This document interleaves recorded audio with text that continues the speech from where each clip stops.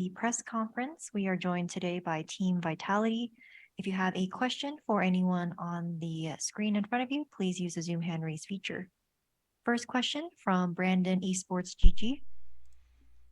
Thank you very much. I'll address this to Coach Sala. Just to kind of, put it bluntly, 0 out of 10 pistol round victories in the tournament. I just want to get your thoughts on how that can happen, how the team lets that happen, and what you guys can kind of do to tighten that up before the league starts. Um, I think it's like I want to. When we watch back the pistols from the global game, and we kind of deem them like different rounds down to different things. Some of them were missing shots, some of them were, just misplays, and some of them were the enemy team having good pistols. Right. I think today. I think we played 4 pistols, right? The case was the Haven first one should have won, unlucky. And I think it's just one of those things. It can be maybe confidence. It could be maybe going into it, having the idea in your head. I don't think it's as bad as it seems, but I think it's a thing that we need to fix. Maybe just more pistol aim practice, maybe having even better pistol runs than we already had. But yeah, I think it's just a combination of different things and just it's a bit of funny unluck, yeah. Next question from Diogo VLRGG. Hey guys, commiserations on the loss. I've got a question for Bone Cold regarding Haven. The map overall seemed like it was just kind of in your range, and you guys seem to drop a lot of rounds to clutches. So, what do you think you guys were liking that led to your loss? I know we lost like a lot of clutch rounds on Haven. I think overall, how we were playing was like super good. But like Leviatán, they're like extremely good players, and you give them the finger, they will really like take your whole arm. I think for the Haven there was surely there was like some misplays. There was also like the enemies like good map. So I think it could have like went like either way around, but I think this time they were just hitting their shots, and we were like doing misplays on clutches. So yeah, I think in the end, it's just like slightly, tipped over to them on the overtime. But I think overall, we showed like a really good Haven. So I'm not that like, what is it like? I'm not sad, about the Haven game. Thank you. Next question from Scott.esports. Thank you. This question's also for Bone Cold. As you're one of only 10 players to have ever lifted a world championship trophy, based on your experience with Ascend and your experience with other teams, what's something this team still needs to unlock in order to reach that kind of level? I think we've been, I think the amount, like how like good we've become has been like, it has been like super consistent, but it hasn't been like that we, just went onto a tournament peaked like super high. I feel like the amount of like we've improved on like all of the maps as like a team has been like tremendous, even for this tournament. So I think this is like the way we're practicing is like super good. I think we've been like improving a lot like since the last 4 months, and I feel like for the VCT to start in Berlin, we'll make sure because I feel like it's like super close. For example, like losing like 0 out of the 10 pistols, most of them like being like very like coin flippy. I think there's just like a few more things, like a month more to prepare. I think we're going to be like one of the top contenders in in Europe. Thank you. Next question from Star Factory Sons of Chaos. Hi guys, nice to meet you. Despite the defeat, how do you see your team level and Leviathan level? And what are you going to work on for the VCT? Ask him for the coach, please. I mean, for me, I think the first map was, in my opinion, a good indicator of our level, right? I think it's very easy to write off, the second map how it was. But personally, I think the second map kind of happened because of the first map, if that makes sense.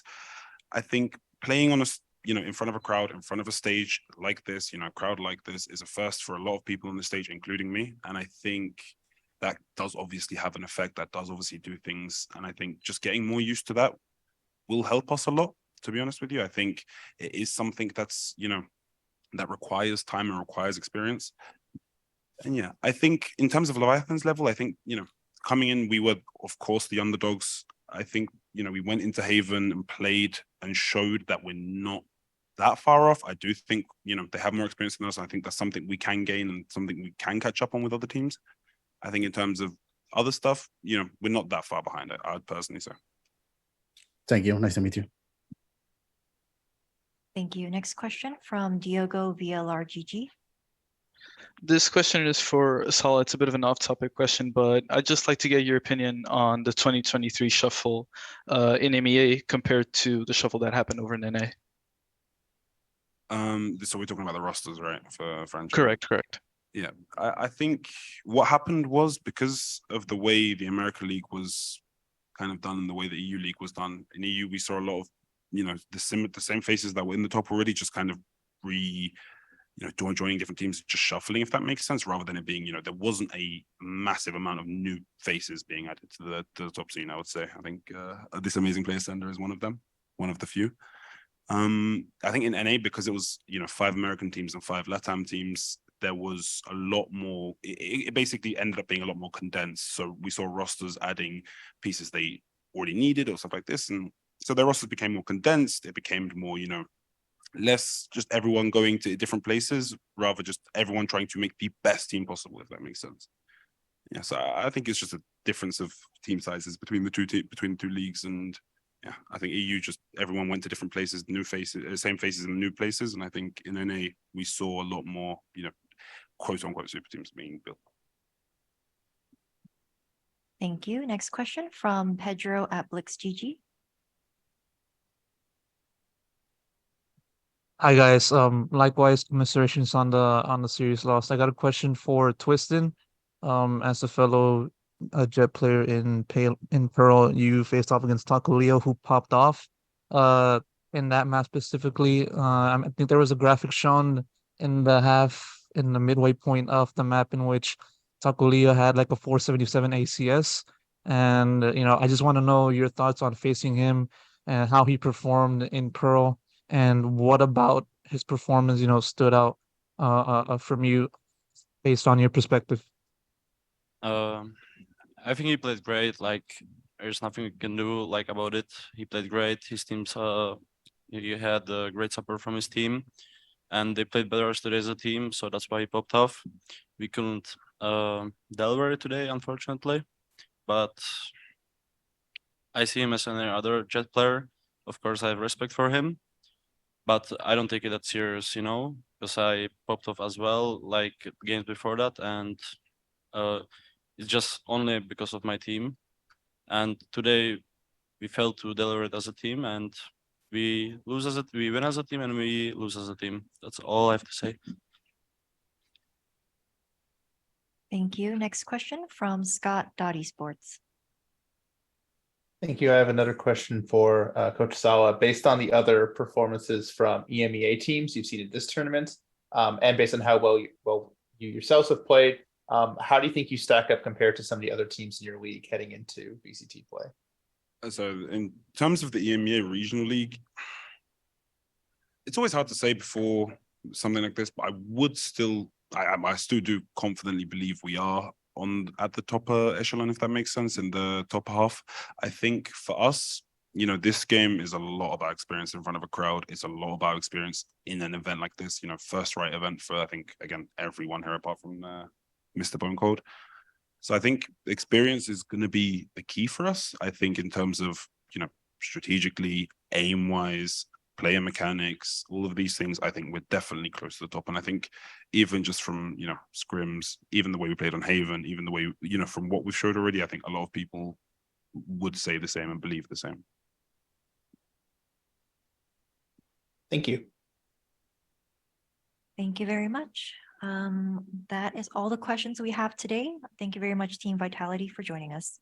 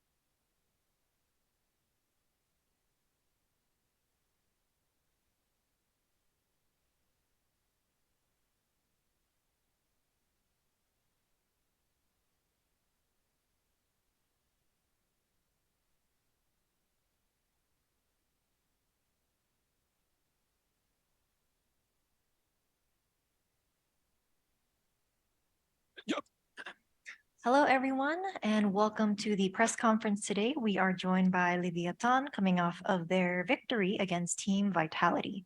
If you have a question for any of the players or coach, please use the Zoom hand raise feature. First question goes to Brandon Esports GG. Thank you. This is for Taco. Things didn't start off too hot for you on Haven.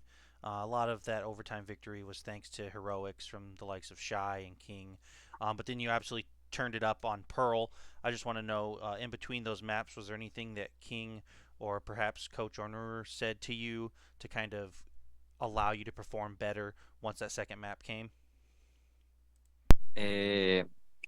Bueno, la verdad es que no hubo nada en específico, solo salir a jugar como salimos a jugar el Heaven. El Heaven lo estábamos jugando bien, sin miedos, arriesgando, solo que tuvimos algunos fallos que condicionaron ronda y nos condicionaron a Echo, que ensució mucho el resultado. Mentalmente nos mantuvimos súper fuertes, bueno, sí, Chai y King amasaron, pero todo el equipo se mantuvo arriba y después el segundo mapa salimos con la misma mentalidad. Personalmente salí con la mentalidad de jugar agresivo, tal como lo suelo hacer en prácticas, y no tenerle miedo a arriesgar. Y así fue como pagó todo. Well, there was no specification per se. I think we were risking a little bit, and I think there has been mentality to play a little bit aggressive during the game. And I think well, King also were playing aggressive as well. And the second game at the second map, I think the mentality that we were playing aggressively as we practiced before is what contributed to the victory, I think. Thank you. Next question from Flamita. Buenas, ¿se escucha? Sí. Sí, sí. Bueno, primero felicidades por la victoria a todos. Mi pregunta es para King. Si bien todos tuvieron una gran serie, en el Haven fuiste bastante determinante en muchas rondas. Lograste cerrar con un broche de oro después en el PER, para todos en realidad. Cuando llegaste a esa ronda 30 en Ascent, un momento de bastante tensión, ganaste el 1 contra 2 y pudiste cerrar el mapa. Te levantaste de la silla y miraste a cámara. ¿En qué pensaste o de qué te acordaste? Como de nada en específico, es como, creo que cualquier jugador en una situación de clutch, cuando gana, se vuelve eufórico, pero creo que el contexto multiplica por 10, por 1000 la reacción, ya que era un 1v2 y fue, como bien dijiste, la ronda para cerrar el mapa. Nada, me sentí que, que no tenían chance en el sentido de que si es que logramos cerrar así ese mapa, me sentí en las nubes, por así decirlo. Y nada, el segundo mapa veníamos con todo como el handicap, toda la euforia, la motivación y nada, pudimos demostrar, por así decirlo, o mostrar mucho mejor el juego que íbamos trayendo desde los scrims. Y eso. Muchas gracias. No, Next question goes to Star Factory, Sons of Chaos. Hola chicos, ¿cómo están? Felicidades por la victoria, un gusto en conocerlos. Mi pregunta va para Onur. Quería preguntarle acerca del cambio que hubo del primer mapa al segundo. El primero fue un poquito más ajustado que el segundo, inclusive fue su selección, y el segundo se vieron mucho más holgados, inclusive ganaron con un resultado mucho más cómodo. ¿Cuál fue el cambio que tuvieron? ¿Fue el mapa, mentalidad, algo que charlaron ustedes? No, en general no hay ningún cambio. O sea, yo siento que sirve a la narrativa el hecho de decir, bueno, el primer mapa no jugamos tan bien y el segundo avanzamos, entonces debe haber algo en el medio, pero la verdad es que no. Yo tomo la serie como un todo. Dos equipos juegan 2 o 3 mapas o a veces hasta 5 mapas y vos tenés que contar el desarrollo de la serie en su conjunto para ver qué equipo fue superior.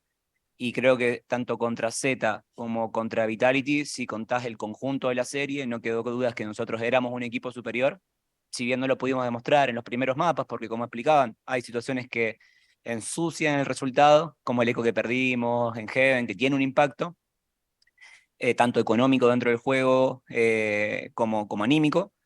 Pienso que en ambas series fuimos superiores en el colectivo, ¿no? En el acumulado, en el resultado agregado de los mapas. Y no cambió nada. Jugamos el mismo Valorant que sabemos jugar. Simplemente que en los mapas se dieron más fácil desde el comienzo en Ascen y en Per, y no tanto en los primeros, ¿no? En el primero doy. Así que no hay nada para cambiar. O sea, no hay nada para que cambió, lo siento. Genial, muchas gracias. Felicidades. Gracias. Thank you. Next question goes to Pedro at BlixGG. Hello, guys. Congrats on the win. I got a question for Mizzino. Before a team pull off that 1v2 clutch to cap off that map or to cap off Haven, the team had to come back from a 9-12 deficit to force overtime and basically extend it into the eventual result. And so, from your perspective, what did the team or yourself do to make that comeback possible? Was there anything that you did or anyone else did, like in comms or in change of play style? How did that come about? Yo creo que no hubo como un gran cambio, sino seguimos haciendo las cosas que tenemos que hacer, que hemos hecho en practice, seguimos confiando en nuestro juego, tomando riesgo en el momento y siendo proactivos. Y así al fin y al cabo las cosas van a terminar saliendo y eso pasó. Well, I think there wasn't any like certain big changes that we did. I think we just did exactly what we did previously in the practices and trust our instincts and take risk and taking proactive attitude. And I think that's what I believed to brought us the result. Thank you. Next question from Diogo VLRGG. Thank you. I have just one question for King regarding your next match. You're going to be playing against Navi. They seem to be one of the strongest teams at the tournament. They've got similar results as you've had these past matches. So how do you think you're going to fare against them? Nada, igual que contra Z y contra Vitality, no pensamos mucho contra quién vamos a jugar, en el sentido de no importa el nivel que tengan, sino que solamente nos concentramos en nosotros ser la mejor versión de nosotros mismos, demostrarlo dentro del partido y hacer lo que sabemos y nada. Eso no importa el rival, sino que importa cómo nosotros hagamos nuestras cosas.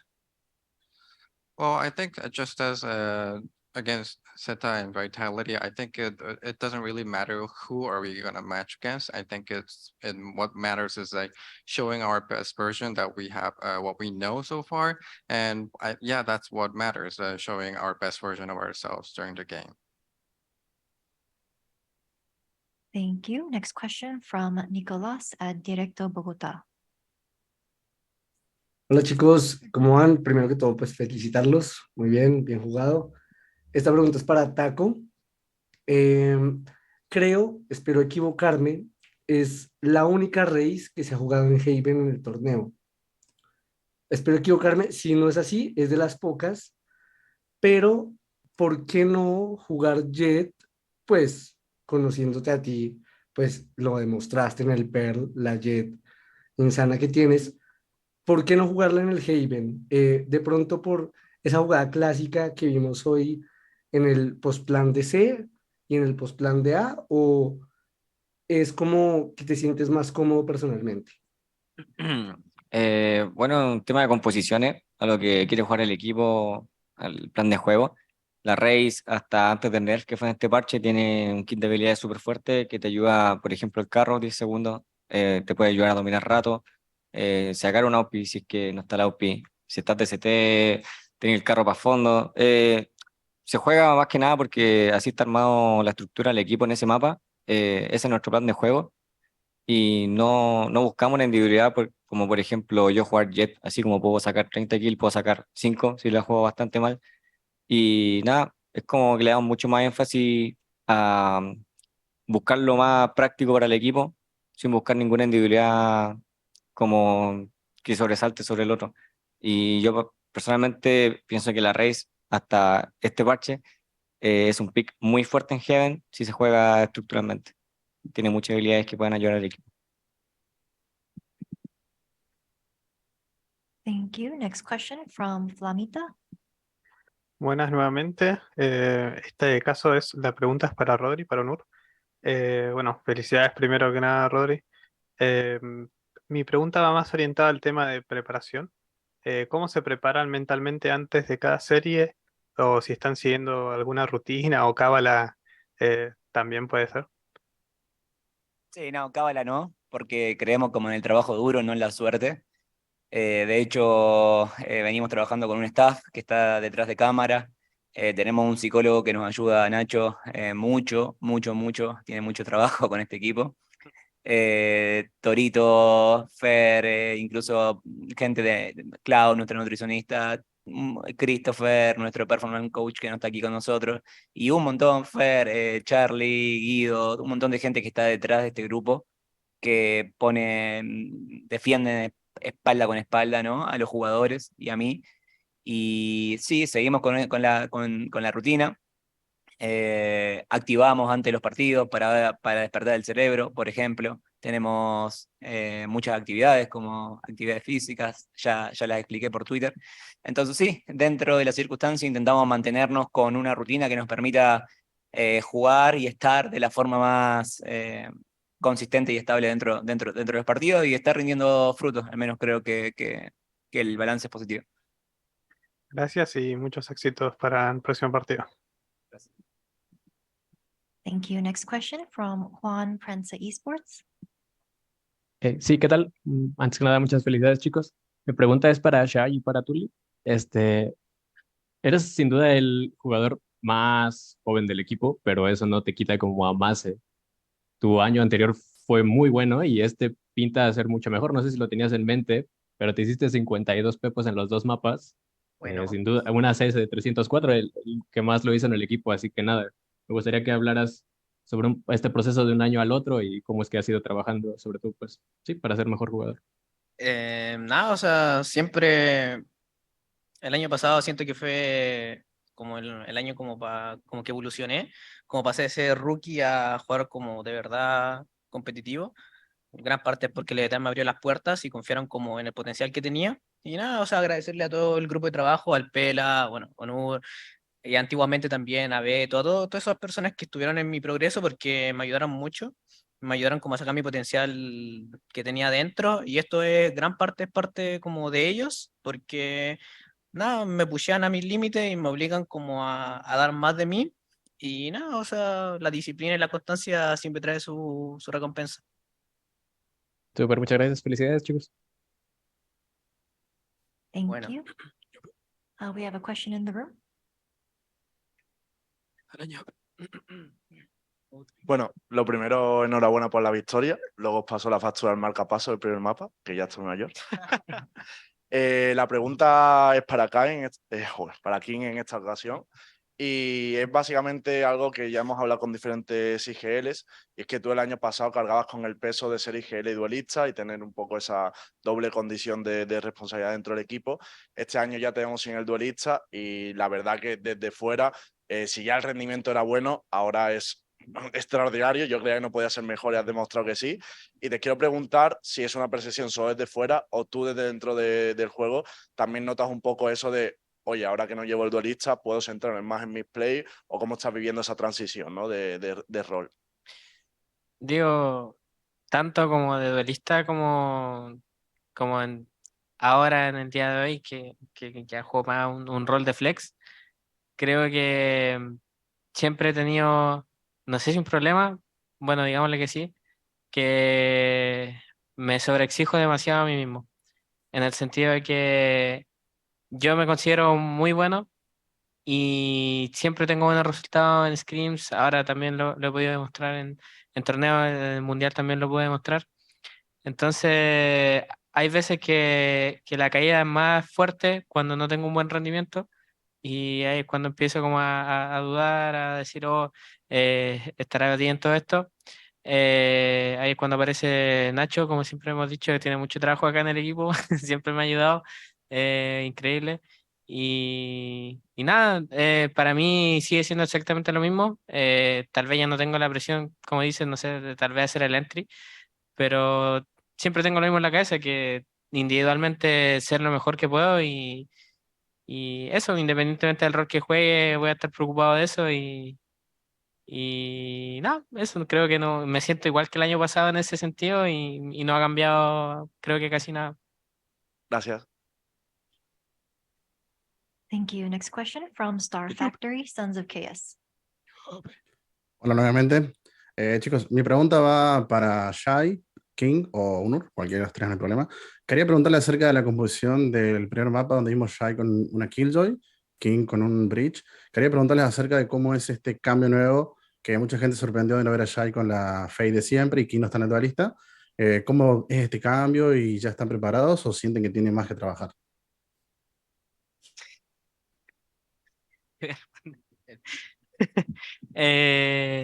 Nada, como bien dijo Taco delante, más por un tema de composición. Entonces siempre lo vemos como por el bien mayor, donde quisimos pasar a Chai, bueno, eh, staff técnico Onur principalmente quiso dejar a Chai como centinela en un único rol, entonces donde lo va a cumplir en todos los mapas y donde Taco cumple el rol de duelista en todos los mapas. Entonces, no se trata como de tal vez quién maneje mejor el personaje, no, sino que bajo los roles que están establecidos en el equipo, se va a suplir cada uno con eso y eso, por eso Taco, que es el main duelista del equipo, juega Raze, Chai, que es el centinela, juega Killjoy y yo, que soy el flex del equipo, juego Breach. Muchas gracias. Thank you. Next question from Pedro Aplix GG. Yes, I have a question for Honor. So far as this tournament has gone, the teams have gone on to qualify for the quarterfinals. Like overall speaking, have had plenty of experience prior to lock-in. You know what with Loud consisting of a majority of the World Championship winning team last year, and NRG being Optic, and so on and so forth. How much of a help has having prior international experience gone into this team's subsequent performance in lock-in, which has then allowed them to go far up to this point? Bueno, a tener experiencia internacional ayuda mucho, mucho, mucho, mucho. Recuerdo mi primer evento internacional que fue con Krug contra Fnatic en Reykjavik en el año 2021. Empezó el partido y yo estaba mirando a mi alrededor, no me podía ni concentrar en lo que estaba pasando en la pantalla, así de perdido estaba, ¿no?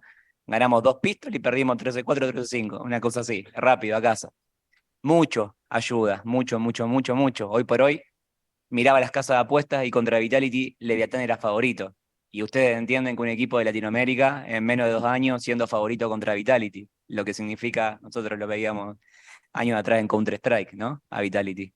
Y hoy somos favoritos contra ese equipo. Y no sé si se dimensiona, éramos favoritos y lo demostramos, ¿no? Con resultados. Entonces, lo que se dimensiona con eso es que en la medida que fuimos cada evento internacional obteniendo mejores resultados, nos fuimos convirtiendo en mejores jugadores. Y hoy somos jugadores y un equipo de Tier 1 internacional y no ya un equipo de Latinoamérica que va a ganar experiencia. Hoy jugamos para ganar contra cualquier rival y ojalá lo podamos seguir demostrando. Well, having international experience certainly does much help 1-to-1. I think I remember my first international experience was a crew against Fnatic in 2021. When I was starting, I was too nervous to even look around, and I was pretty lost. And we went home pretty quick with that match. So, but after 2 years, we're matching against Vitality. They're one of their favorites to match with, and I think the results shows that having international result does help, and these experience have made us better players. And now that we're having experience among LATAM as well, I think we're willing to win any rival that we're going to match against with. Thank you. We have 2 final questions. Next one from Nicolas. Bueno, en este caso, para Masino, la pregunta tiene que ver con, pues, Haven era su pick, ¿Cómo hacen para mantener el mental salvando 3 puntos de partido y jugando 2 overtimes? ¿Cómo es la comunicación? ¿Cómo viven esos momentos de tanta tensión en los que por ahí, claro, no quieren dejar ir el mapa, pero cualquier error, todo tiene que ser muy fino? Bueno, como lo dije antes, hicimos lo que sabíamos que se tiene que hacer, que es jugar como los trenos, jugar de la misma manera, no paniquear, no tener miedo de hacer algo, sino si uno sabe que lo tiene que hacer, uno lo hace. Y simplemente eso, seguimos confiando en nosotros, seguimos confiando en nuestro juego y terminar haciendo las cosas bien porque así funciona. Thank you. Last question from Flamita. Bueno, acá Flopita nuevamente, mi última pregunta y no los molesto más. En este caso es para no jugar, que lo está ahí, pobrecito en la esquina, no habló. ¿Qué cambio notaste de tu paso del anterior equipo a este nuevo Leviatán? Como entre esas cosas, haber dejado de ser IGL. O sea, en cuestión de diferencias, particularmente es otro tipo de juego a lo que estaba acostumbrado a jugar y la estructura que se trae a todo el equipo. Ese ya el gran cambio que hay quizás que tenía antes con otro equipo y el de ahora. Y en cuestión las personalidades y todo eso también, que es introducirse de nuevamente a mi cultura, ¿no? Lo que era la TAM. Y eso. Muchas gracias. All right, that concludes our press conference with Leviatán. Felicidades y muchas gracias. Gracias.